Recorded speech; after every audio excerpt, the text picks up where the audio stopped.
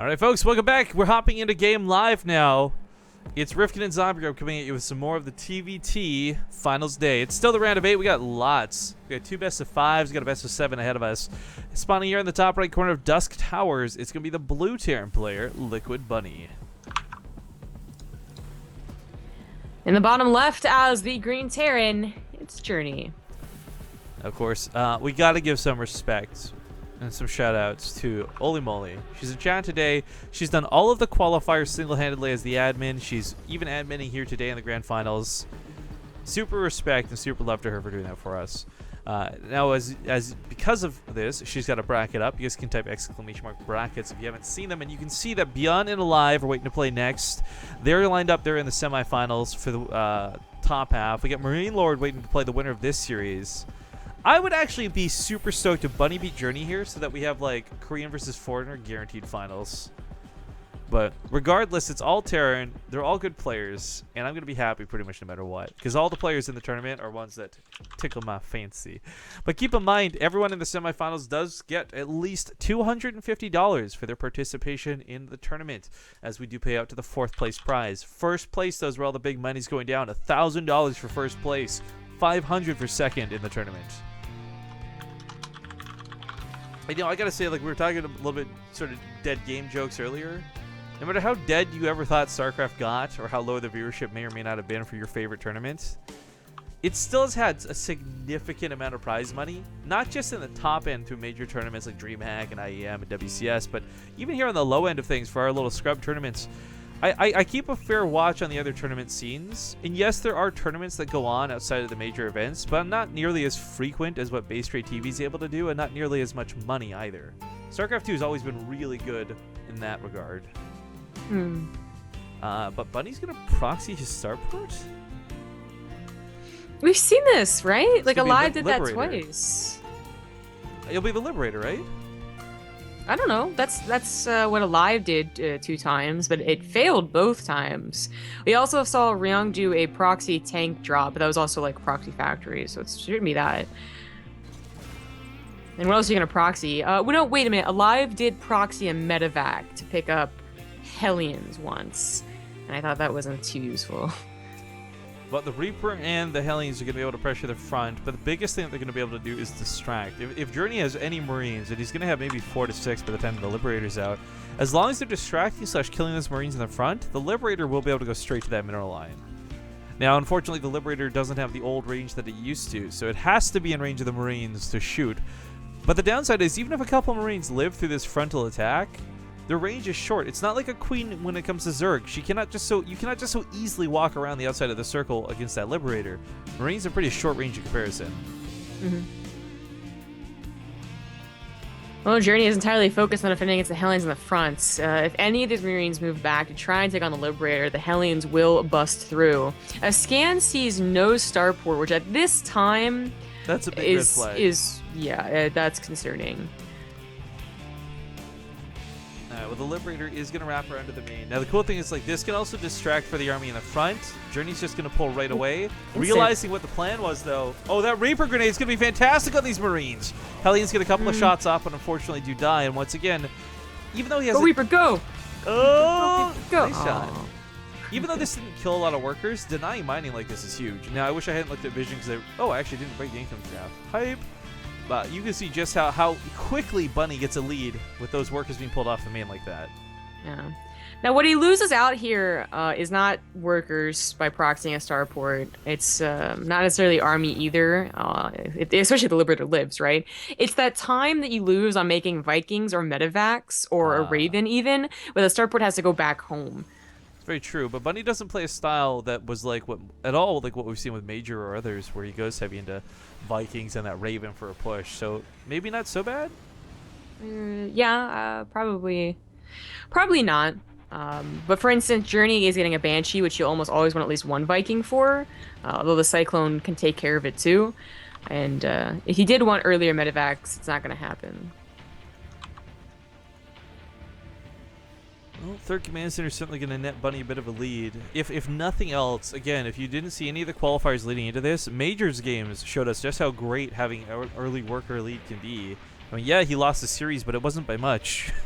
And a lot of the games where he was doing quite well was with that earlier third and more SCVs over his opponent. So that's something Bunny is going to have going for him in this game. Yeah. Journey get a missile turret and then stopped it just short of finishing. An old trick that is commonly forgotten, I guess is the best way to put it. Like, we'll see a player do it again, but it's not like they're the ones that always do it. They just kind of remember. So right now, Journey is riding like the Minor line hard, so this is great because you can still cancel and get that money back, but I feel like a lot of the time, this just gets made anyways. It's good to have later on when drops are coming. It's good to have in general for your potential Banshee. I mean, yeah, this is subtle and it's nice, but it's definitely not nearly as big of a deal as it was in the past. Oh, Banshee, or Journey's Banshee. Not Banshee's Journey. Huh, wait a minute. Banshee's journey across the map. Okay, could have gone with that, damn it. It doesn't go so well as it is denied by a Cyclone in this game. Alright, so, I mean, the Liberator can help deal with this too, I guess. This is shoot up. To answer the question in chat, though, and this is one that's often misunderstood because it's not really explained well by Twitch. For those who don't know, sorry, CK Walsh asked, BaseTradeTVT, do you guys come kind of add revenue from Twitch Turbo subscriptions? For those who don't know, Twitch Turbo will add subscription revenue to the broadcaster as if they were watching an ad, even though you don't get the ad. That's the benefit of Turbo. However, if you're still using ad block, it will block that initial impression that Turbo cancels out, and we will not get the impression. So if you have Twitch Turbo, you still have to have ad block off, which kind of sucks, but anyways, the answer is yes. TLDR, yes, you will still get ad revenue from Twitch Turbo, but no if they are using ad block with Twitch Turbo. Good enough. So Bunny goes for the double upgrades like he did in the first game, and I don't just mean the double engineering bays, I mean like combat shields and sim at the same time. That reduces your marine count by one, basically, because you always want to have at least one tech lab, but it's probably worth to have both upgrades so quickly. Of course, Journey's going to be behind on those combat shields specifically for a long time. I should probably be focused more on the game, but I'm still just taking questions from chat since it's a little bit slower. Last one, I promise. Just addressing what Time Shifter says, we're a little bit sad that subscriptions aren't ad-free anymore. So I find this weird that people are still hung up on this because subscriptions have not been ad-free for over like 3 years now at this point. In fact, a very, very limited amount of people, like the first people who got subscription tickets on Twitch, like Day 9 and others, were the only ones who got ad-free subscriptions.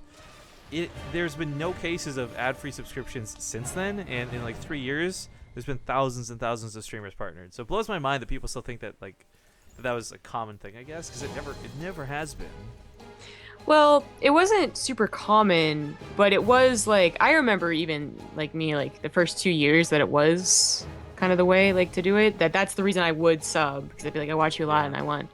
But it was also before Turbo, so that's a big reason I think that they got rid of the sub no ads too. Yeah. But also, I think the biggest problem with ads on Twitch are, well, A, people are just lazy and don't care, but also that the ads actually sometimes do not work. And in that situation, I actually feel for the people who are like, look, I'd love to, but the ad keeps breaking, because that's what happened to me. That's why I have Turbo. Some people get like hour-long breaks and like things would bug out hardcore. That's like the number one thing I wish Twitch would fix. Really, I don't think that would like convince everyone suddenly to like turn off ad block, but. Well, okay, so here's the thing. Like, let's talk about the game. We're actually getting to it, but the last comment on this is like, I think we can all agree online advertising in general is broken. There's about a million better ways to do it. So it's not even like totally just Twitch's fault or anything like that either. Like, it is just like the system itself is broken. But Bunny, lots of factories coming down already. 3 factories deep is not usually such a big thing to discuss, but 3 factories deep this early certainly is. Oh, and sorry, just a quick shout out to Narasaku fan for the 23-month resub. Ooh. Big resub while we're in this game. That is very big. Woo! 3 factories early on, like at 9-10 minutes, does sound pretty early, but these guys got away with very quick thirds. In fact, Journey already starting on his 4th, and they got the gas geysers up too. There was really no pressure on any side, so that makes sense. Bunny was also the faster tank producer in the last game, so apparently just really likes playing that style. This does mean that like his army is going to be like even with the tank drops, making tanks more mobile, like it still isn't going to be as drop heavy as Journey can possibly be. You know, he's not going to have as many opportunities to flank, for instance, as well. He will be mostly about that slow push and very careful push. So, by the way, guys, when you see a zoom in like that, it's not just because Rifu's trying to make things look cool. It's because I hit the wrong button to bring up the graphs. As we can see, Journey's kind of bouncing back and forth with Bunny. A lot of that over the last few minutes is just mostly been mule drops. Who's on cooldown, who's not on cooldown. Because, again, reminding everybody, these are differential, and these are still in the beta. But tanks are sieged up here with Marines. I think he should be able to hold this relatively easy. Yeah, he's going to drive that back right away. Cool. Pressure on the other side of the field for Bunny, though, looking good. That's a lot of tanks with these Marines. Journey's going to have to be a little bit careful. While Journey's going to have his whole army together and thus a bigger army supply to fight with, positioning is going to be huge. And even getting free shots like this with those tanks are pretty big.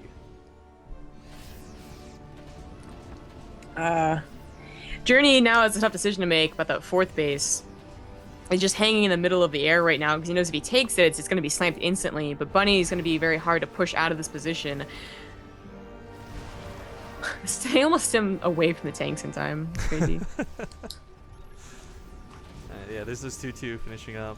This command center is kind of floating in limbo. He wants to take that fourth. And again, maps like Dusk Towers, it took like a whole week to figure out that nobody should ever take this base into TvT. But it's been figured out, and that's why Journey's floating over here instead of floating, you know, above his natural or something.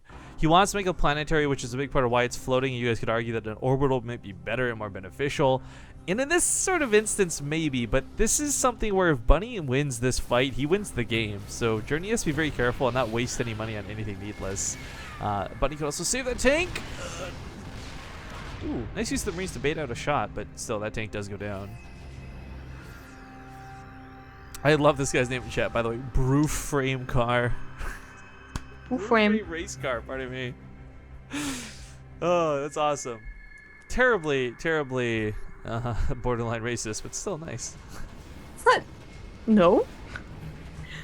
I think he's just making fun of casters always saying "boo flame" because we constantly mess it up. So I thought you were gonna say borderline like offensive to us as casters. Ooh, that tank trap out of Bunny was pretty nasty, but absorbing the shots does allow his Marines to get the concave. However, this does not trade well for him at all. I thought he was gonna go for the high ground, and I don't know why he wouldn't. That would have been such a sick position to take. He also backed away and because he was spread out with that, and he just clumped up and lost even more Marines. But yeah, huge, not a counter, not drop, just a huge walk by with Marines. Gets the fourth, on top of the fifth base, not fourth. What? Oh, that sucks. 400 minerals on the drain, and Bunny no longer has that bank. He's been using it all and trying to replenish his army. The upgrades are very even, but Bunny is getting he's in trouble. Destroyed back at home, and now they can get on top of the production of the natural. I mean, I really like that third factory so early. I thought his tanks were going to be a lot more influential in this game, but they've not been so far. These Marines all still very low. They got the sensor tower on their way out. They're going to trade out just a little bit longer, but those medevacs should be able to get out of this alive, I imagine. Nope. Okay, so for Journey, this ends up going pretty badly towards the end of that drop. Yeah, doesn't get any on the production either, just like that sensor tower, like you said.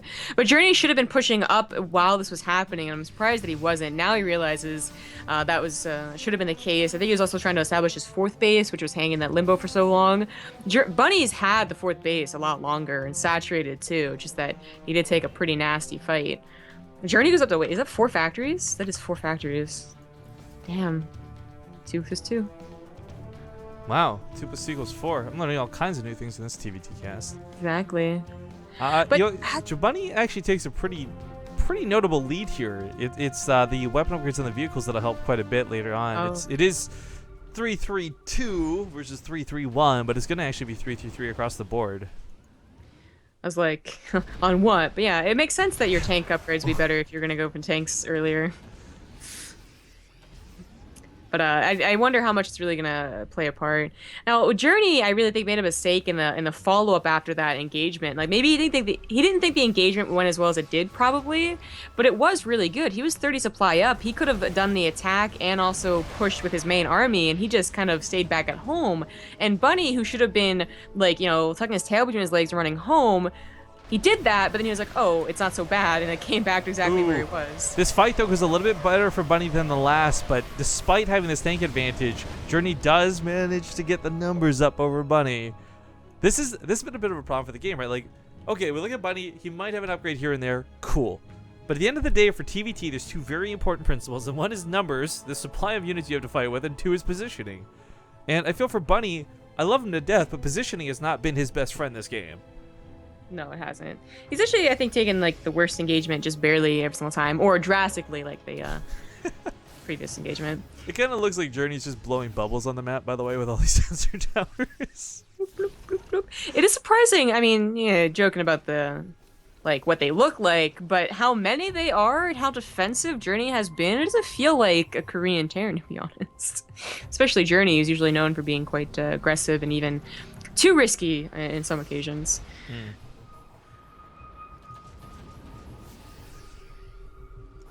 Well, the scan going down, revealing where that army is. Both players, again, just constantly going to be scanning at this stage of the game. Mules are less important because you've got 64 SCVs to split between your like 1 to 3 mining bases.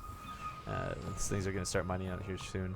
Now, for Bunny's sake, I'm not sure if he's thinking, because again, we talked about positioning a moment ago. I'm not sure if he's thinking about it, but there is a vulnerable spot where if he takes control of this little ledge area, he can take a really nice denial of this very importantly new base out of Journey.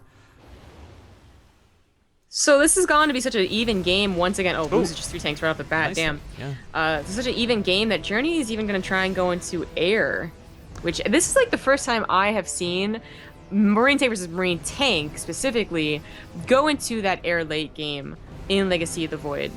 So momentous for me. There's a little bit of it during the European qualifiers, but really not that much. So kind of same deal, more or less. Marines sent me forward, though. We'll take out some of these tanks. Journey's still got a Banshee question. What's doing at this stage of the game, but if there's ever a lack of Marines, you can certainly pick off some of the tanks. Yo, the other thing too that while this goes on, you talk about the air. Okay, sure. Well, Vikings start coming back into it. You'll snipe the medevacs. They won't be able to maneuver the tanks as well. All these cool things potentially come for Journey, but it's kind of it's not so much like mineral and gas expensive, but it's like time expensive to get all those Vikings out to get to a point where you're at that stage. And then let's not forget, that starts eating away at your supply. You're going to have less tanks and less Marines than your opponent because you have Vikings in the sky. Bunny going to come in and recognize that, okay, my opponent's tanks are already on the ground, but I got more of them, so obliterates the tanks, takes a good position around the planetary, but it's still planetary. However, Marines are going to help focus it down. 3-3 going to tear through those, that planetary. It's going to go down so quickly. Marines filtering in, though. Tanks getting shots off, and Journey takes the worst fight of the game. He just, he's borderline lost the game. He's down by 60 Actually, army supply. Fusion core on the way, and I don't think it's for battle cruisers. He might be thinking Liberators with sky control. Yo, Liberators with a range upgrade against tanks is not a bad idea, but I almost feel with the supply deficit he's at, this is too risky. Yeah, he had like a fairly good defensive position, and it made sense for him to go into air, whatever area he wanted to, but by losing that planetary and most of his army, he just now has this big hole where he's trying to produce these high-tech units that would be useful later on, but not right now. But once again, this seems to be the problem in this TvT. They're not pushing the advantage. I don't think they have as much as they thought, I suppose, or something. Bunny trying to push the advantage, I guess. Oh god, all the choke tanks. The medevac's still not fully unloaded. Trying to on top of the tanks. It's a little bit awkward. Both players left with almost no Marines and mostly just tanks, but it's Bunny who still has the bigger supply, and at the end of the day, that's going to be what matters most. These Marines can walk into the dead zone of the tank. Why don't they? I don't know. You tell me. Good question. But the high ground here is important because now Bunny can just unload here, obliterate mining, and even if he doesn't kill the mining, push it away. Because for now, this denies very important income from his opponent. That Banshee finally finds a spot in the game. More Banshees are coming up behind this. Oh, did he go for the, not Liberators, but potentially Hyperflight Rotors? Maybe that was what he was thinking with the planet, with the fusion core. We'll never know. He doesn't have enough money. Yeah, he can't do it now. Because I mean, the thing is, right? We did that once in our super stupid troll, terrible, worst TvT we ever played, but it was so good. You outrun scans. Nothing can touch you when you have Hyperflight Rotors on Banshees. We did one base, 2-port Banshee with upgrade. Yeah, so for those who don't know what I'm getting at, because again, this game is essentially, I feel won by Bunny. He would have to throw this really hard to lose. There's an upgrade you can get in the tech lab for Banshees now that make them as fast as Oracles, but it comes off of the Fusion Core tech. So it's funny because someone scans and you're out of the scan in 1 second. Like you're just gone. It's not even a question of like whether you get scanned or not. Vikings can't keep up with you. Marines can't chase you even while stimmed. Hyperflight Rotor Banshees are insane. And that's maybe where he was thinking of going, what with production going like this. This might also just be desperation because he needs to break tanks. Either way, good game finally gets called, and Bunny will take map number 3, now with a bit of a lead here in the series. Yeah, finally pressing the huge advantage that he had was just going to run over Journey. I But mean, Journey really messed up that attack or the defense. it was Sorry. really that one big attack there that really fucked him over. Because I mean, Journey had taken so many good fights leading Uh, up to that stage. yeah, I said I took back the I meant defense when I said attack, but also the attack. Like when he won that armies fight and he was like up 30-40, he didn't attack. So he also messed up the attack. There was a bunch of, I think, errors from There's, Journey. there's a ton of shenanigans, just all around. I think, Oh. but all right, this does mean we're gonna go to map 4. This is